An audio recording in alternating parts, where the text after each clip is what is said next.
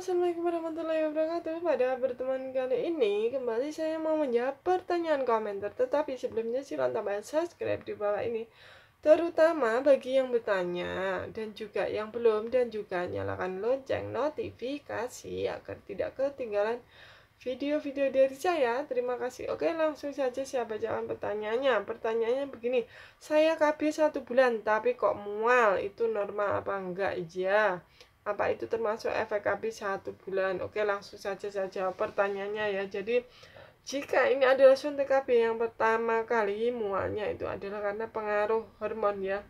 Jadi hormon yang disuntikkan tersebut mempengaruhi terjadinya kenaikan asam lambung ya, yang menyebabkan mual. Normal apa enggak? Kalau suntik pertama kali itu normal ya, karena masih penyesuaian hormon. Nanti lama kelamaan itu akan hilang ya mual-mualnya kalau sudah terbiasa suntik ya. Terus apakah termasuk efek suntik KB 1 bulan? Betul sekali. Salah satu efeknya kalau yang suntik yang pertama kali itu mungkin terjadi mual-mual seperti itu ya. Jikalau sudah hormonnya itu sudah teratur atau sudah seimbang, maka nanti akan hilang sendiri ya mual-mualnya jika suntiknya secara rutin. Oke, lanjut pertanyaan. Sekian dulu ya jawaban pertanyaan yang ini. Lanjut pertanyaan berikutnya. Pertanyaan yang KB juga ya.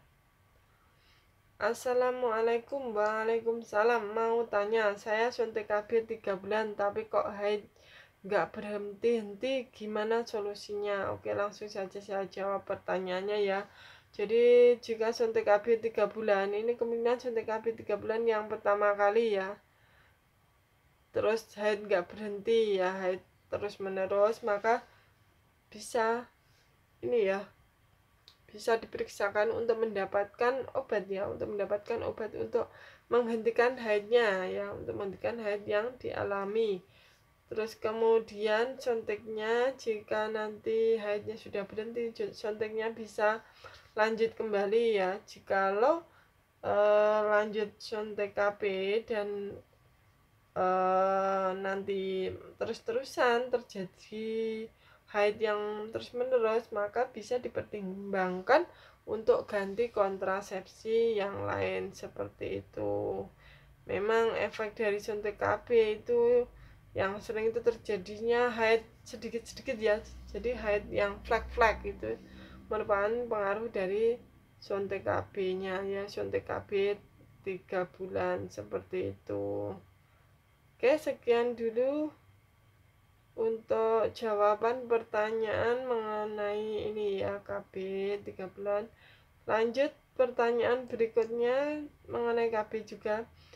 Saya KB 3 bulan terus haid selama 10 hari. Terus setelah selesai saya langsung suntik kembali 2 hari sebelum jadwal kembali. Lalu 2 hari kemudian dipakai berhubungan. Apakah bisa hamil? Oke, langsung saja saya jawab pertanyaannya ya. Jadi ini suntik KB terus haid 10 hari setelah suntik suntik KB 3 bulan, mungkin sudah 3 bulan berlalu, terus kemudian haid 10 hari, terus setelah selesai langsung suntik kembali 2 hari sebelum jadwal kembali, lalu 2 hari kemudian dipakai berhubungan, apakah bisa hamil? Nah, ini kalau seperti ini adalah namanya suntik ulangan ya. Suntik ulangan itu maka bisa tidak akan terjadi kehamilan ya, karena suntiknya sudah sesuai jadwal ya. Meskipun masih 2 hari sudah dipakai, maka tidak akan terjadi kehamilan seperti itu ya. Apalagi ini sebelum jadwal kembalinya ya, sebelum jadwalnya sudah suntik, maka insya Allah tidak terjadi kehamilan. Tetapi memang KB itu tidak bisa 100% ya, jadi ada sedikit persentase kegagalannya seperti itu. Terus kemudian